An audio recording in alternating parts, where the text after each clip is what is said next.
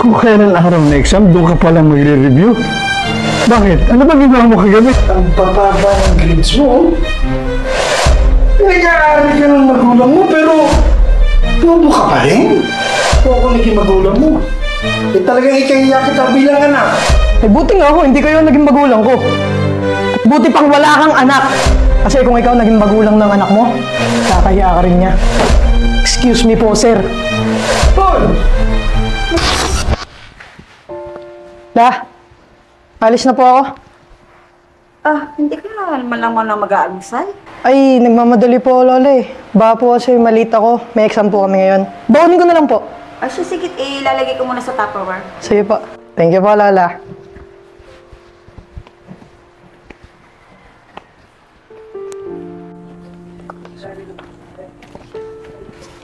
Oh, ang aga mo ata today. Anong meron? Morning po, sir. Magre-review po ako bago po magsimula yung exam natin. Kung kailan araw na exam, doon ka palang magre-review. Bakit? Ano ba ginawa mo kagabi? May ano po kasi... Shhh! Alam ko na, naglakwatsa ka. Talaga kayo mga kabataan, oh. Pagdating sa pag-aaral, napaka-responsable ninyo.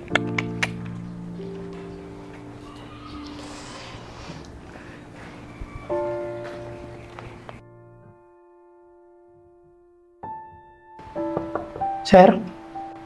Amen. Sir, good morning po. Not so good morning, JC. Ang bababa ng grades mo. Pinag-aaral ka ng magulang mo, pero bobo ka pa rin. Sir, nahirapan lang po ako dun sa exam. Babawi po ako sa susunod. Gagalingan ko po at ayoko rin bumagsak eh. Naku, nag-arason pa. Ang sabihin mo, pabaya ka. Paano magiging proud sa'yo magulang mo niyan? Oh, yan mo, oh. Sir, ginawa ko naman po lahat. Talagang nahirapan lang po ako. Ang sabihin mo, hindi ka talaga nag-aral. Hindi mo ginawa ang the best mo eh, oh. Parang grabe na naman po kayo magsalita sa akin, sir. Aba, bakit? Totoo naman, di ba? Oh, tinan mo, oh. Kung ako naging magulang mo, eh talagang ikahiya kita bilang anak. Eh buti nga ako, hindi kayo naging magulang ko. At buti pang wala kang anak. Kasi kung ikaw naging magulang ng anak mo, kakahiya ka rin niya. Excuse me po, sir. Paul! Nag-uusap na tayo.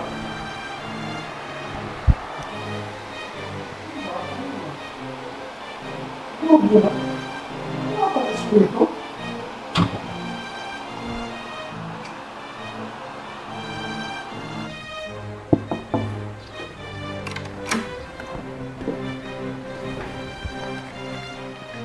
Ano to? La?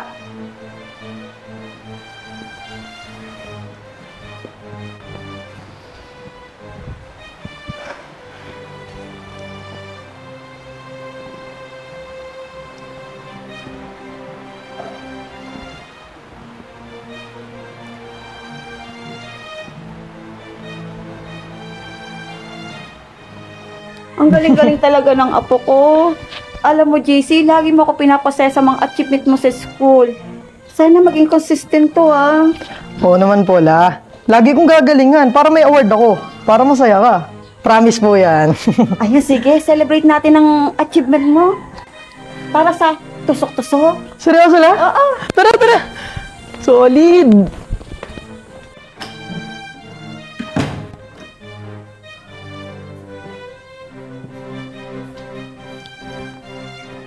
O, apo. Okay ka lang ba?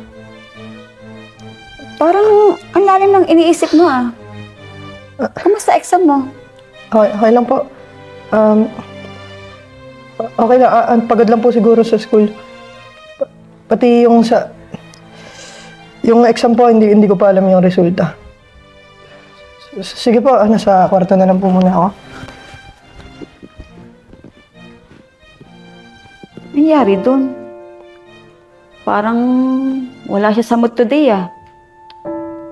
Baka pagod nga lang siguro. Hayaan ko na muna siya makapagpahinga. Sir? Sir? Sir, may iba po bang paraan para makabawi ako? Ang baba ng grades ko eh. Ayoko pong ma-disappoint yung lola ko. Sir, kahit ano po gagawin ko. Promise, sir. Gagawin ko po lahat. Sir, ang baba ng grades ko. Tigilan mo ako sa drama mo. Tapos ng grades mo. Nagawa ko na. Hindi ko na mababago yun. Bumawi ka na lang sa susunod. Tsaka hindi ako nag-professor para maniwala sa mga drama ng mga katulad mong pabaya sa pag-aaral. Tsaka, sayang ang lisensya ko. Naging magna cum laude pa ba ako para maniwala sa mga katulad mo? Tigil-tigilan mo ako, okay? Pero sir, No more buts. You listen to me, Iyo. Next time around, maging responsible ka sa pag-aaral mo para hindi ka bumabagsak. sir, nag-aaral naman po ako. Ginagalingan ko naman po. Nag-aaral ka? Eh kung nag-aaral ka, di sana hindi ka bumabagsak. Eh ang tingin ko nga sa'yo, nag-i-exam ka, puyat ka, wala kang tulog.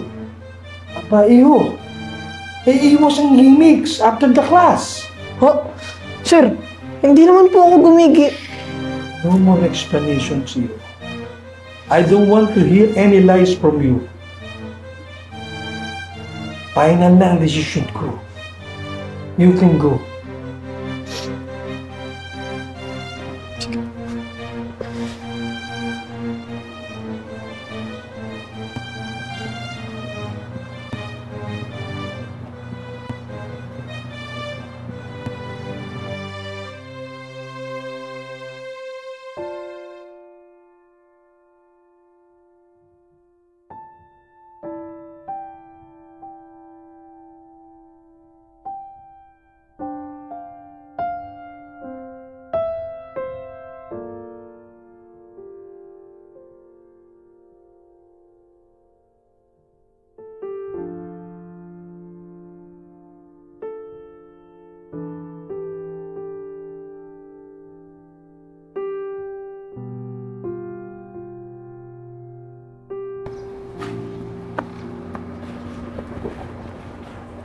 Apo? Apo? JC! JC! Apo! Apo! Apo! Apo! Anong ginawa mo?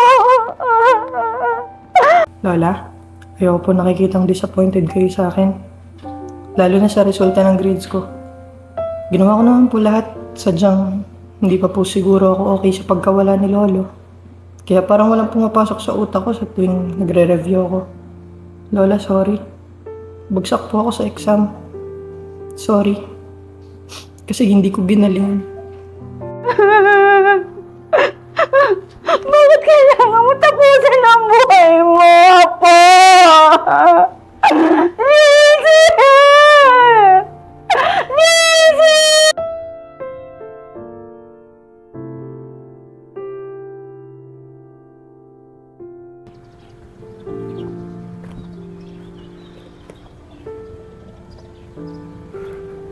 Mrs., tanggapin niyo ang pakikiramay ko. Grabe, hindi ko naman nakalain na daramdamin niya masyado yung grades niya. Ang dami ko pa namang nasabing negative sa kanya. Sa pag-aakala na yun yung mga bagay na makakapagbigay ng motivations at saka makakapagpatatag sa kanya. Alam mo kasi itong apo ko, madaling magdamdam. Hindi niya kasi matanggap na madidisappoint ako sa kanya kapag nalaman kong bagsak siya sa exam. Kaya pala, pabalik-balik siya sa office. Mahal na mahal po kayo ng apo ninyo. JC, sorry ha. Sorry kung masasakit ang mga nasabi ko sa'yo. Sorry kung isa ako sa mga naging dahilan para putulin mo ang sarili mong buhay. Mapapatawad din po kayo niyan, sir. Mabait naman po yung apo ko.